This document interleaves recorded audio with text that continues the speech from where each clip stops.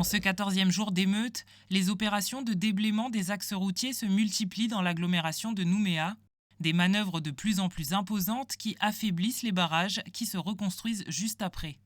Certains quartiers sont encore le théâtre d'affrontements entre les forces de l'ordre et les militants, comme hier soir à Saint-Louis et à Saint-Michel. Il y a eu des tirs, que ce soit au niveau de la police, que ce soit au niveau des habitants là-bas. Il y a eu des échanges de tirs des deux camps. Et on a entendu dire aussi qu'il y avait des personnes âgées qui aimeraient bien quitter Saint-Michel pour revenir plutôt sur Makatea parce qu'ils se sentaient prises au piège de tout ça. Moi, j'ai une petite de 3 ans qui avait toujours peur jusqu'à aujourd'hui. Elle a peur, elle se demande pourquoi les gendarmes sont là, pourquoi autant de dégâts. C'est vraiment difficile à expliquer à nos enfants tout ce qui se passe. Après une nuit tout aussi agitée du côté de la vallée du Tir, suite à une intervention des forces de l'ordre, une cinquantaine d'habitants ont décidé d'organiser une marche blanche. Ils se sont ensuite réunis à l'espace municipal du quartier en cette journée de la fête des mères. Les familles de la vallée du Tir en fait s'organisent pour déjà pour marcher, pour être en soutien avec. Là on sait que le jeune de Marie en fait, il y a ses obsèques en fait aujourd'hui. Donc les mamans ont décidé voilà, on va faire ça comme ça, on est en soutien avec la famille de Djibril, mais aussi toutes les autres familles endeuillées.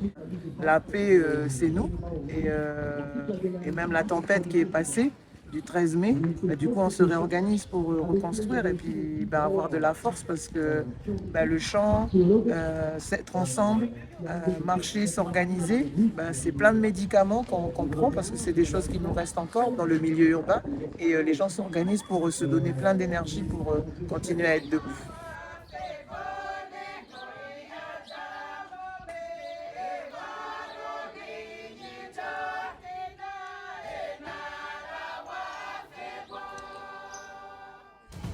Alors que l'ensemble des vols commerciaux au départ de l'aéroport international de la Tontouta ont été annulés jusqu'au mardi 28 mai, les rapatriements de touristes étrangers et métropolitains se poursuivent. C'est en embarquant à bord d'avions militaires depuis l'aérodrome de Magenta que 530 personnes ont déjà pu être raccompagnées vers leur pays. Depuis hier, c'est au tour des Calédoniens bloqués en Australie de pouvoir regagner le territoire, voyageant eux aussi sur des vols militaires. Agnès, bloquée à la Gold Coast, nous exprime son soulagement d'être enfin de retour au pays. Parce que un mois que je suis restée bloquée sur Gold Coast. Mais là, je suis vraiment très contente d'être revenue ici, à mon pays, et revoir mes proches. Parce que c'est vrai qu'en restant loin de ma famille et mes proches, ça a été très très dur pour moi et de voir tout ce qui se passe ici, c'était vraiment très dur. Et de là revenir ici, je suis vraiment contente de revenir ici à mon pays. Même émotion de la part d'Ethan, qui tient également à remercier la solidarité des ressortissants calédoniens installés en Australie. Ça fait depuis un mois. Et voilà, on est resté jusqu'à là-bas, jusqu'à que l'avion vienne nous chercher. Content de rentrer et de voir mes frères, mes soeurs. Et aussi de voir mes copains. Traumatisant, mais je suis restée fort. Et je passe aussi au message. Oui, c'est Isabelle qui nous a hébergés. Et puis voilà. Concernant le rapatriement des ressortissants polynésiens, un premier vol est prévu demain.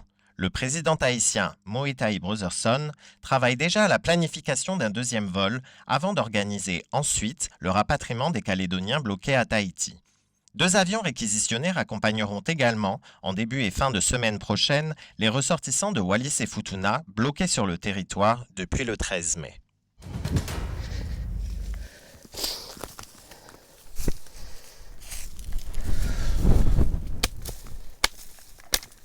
Doris participe à son niveau à la chaîne de solidarité lancée dans tout le pays. Avec les tensions en cours sur Nouméa, un appel aux dons, initié par le relais CCAT Tchor, a mobilisé la population de Thio. Doris est venue récolter du manioc dans son champ, ici à la tribu de Saint-Pierre. Pour elle, c'est très important de donner. Je peux partager parce que j'en ai. Si j'avais pas, je ne pourrais pas partager. Donc là, j'ai planté. Peut-être que c'est fait que je vais planter aussi parce que voilà, ça arrive ces moments-là pour pouvoir partager à mes familles qui sont loin, mais aussi nos amis, tous ceux qui sont dans le besoin à Nouméa. C'est peut-être pas nos familles, mais c'est des gens qui créent à l'aide pour qu'on écoute leur appel. Voilà. Nous vivons le vivre ensemble, quoi. On n'a pas On ne va pas dire que c'est... Non, c'est pas notre famille, c'est pas notre... On a la différence de couleur, mais on peut montrer que nous pouvons vivre ensemble. Parce que c'est comme ça qu'on va pouvoir gagner notre combat, hein, en faisant des actions comme ça. Des tribus du littoral jusqu'au fond des vallées, nombreux sont ceux qui ont participé à cet élan de solidarité. Du manioc, des ignames, des bananes, des cannes à sucre, des pamplemousses ou encore des cocos, ce sont ces produits vivriers qu'on peut retrouver sur les différents points de collecte de la commune.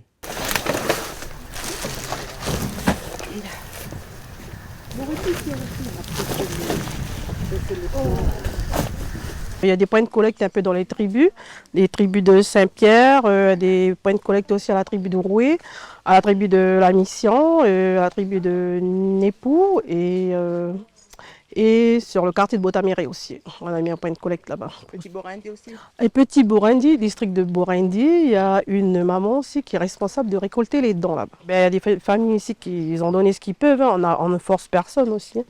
Ça dépend de chaque famille, s'ils veulent donner, ils donnent. Parce qu'on sait qu'il y a des familles aussi chez nous qui sont dans le besoin actuellement, qui sont surtout les personnes âgées, les malades.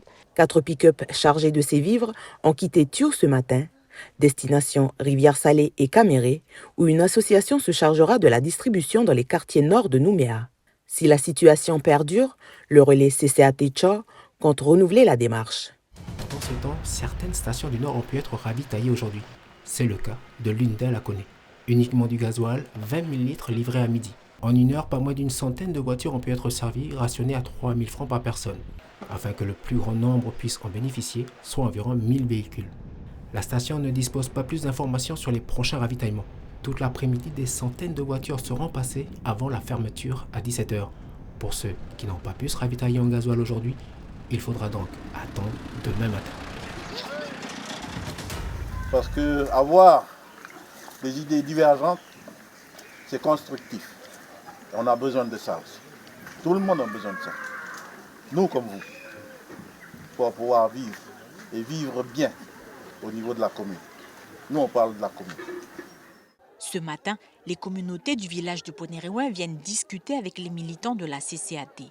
Le principal sujet posé sur la table, la réforme constitutionnelle. Avec beaucoup d'émotion, Steven, commerçant, revient sur les exactions commises sur la capitale. Parce que là, on a tout cassé. On a des fils qui sont morts. Et c'est la colère en fait. Steven, propriétaire de la quincaillerie du village, exprime sa colère et sa tristesse face à la situation actuelle. L'occasion ici pour lui de formuler sa volonté de participer à une action de sensibilisation. Je ne sais pas comment on va sortir de tout ça. Moi, j'ai appelé le Nord à se mobiliser pour descendre, pour essayer de faire quelque chose, parce que c'est aussi notre peuple qui est là-bas. C'est pas, nous, on n'a pas le droit de regarder seulement. Tu te rappelles au temps des événements et ensuite quand il y a eu l'accord de paix, on a parlé du pari sur l'intelligence. Et je me suis dit, je vais attendre et je vais regarder si ma commune a retenu ça. Et si les gens ici sont assez intelligents pour faire preuve de respect, de tolérance, de compréhension l'un envers l'autre, même si on n'a pas les mêmes opinions, et là de communication comme aujourd'hui. Se réunir pour exprimer l'envie de continuer à vivre ensemble et vivre bien à Ponéréouin, c'est l'objectif des indépendantistes. Inquiétude, interrogation, incompréhension ou encore désaccord sont partagés. D'un côté comme de l'autre, les émotions sont perfectibles, mais tous ont le souhait de poursuivre le défi des accords, celui du destin commun. Tout le monde a sa place dans la société calédonienne. C'est bien quand on parle de métis. Après, c'est vrai que sur les métis, on ne peut pas leur demander de choisir entre leur père et leur mère, quoi. Mais après, à chacun d'être responsable, de savoir tout simplement où est-ce qu'il veut aller, quoi. Et puis à partir de là, après, voilà, nous on est là, on veut discuter, voilà, on peut échanger, on peut faire des bouts de chemin ensemble. Mais chacun a son importance, même, je dirais plus, indispensabilité. Si certaines questions sont restées sans réponse, cet échange a eu le mérite de libérer la parole. Les citoyens démontrent une nouvelle fois que la communication est primordiale.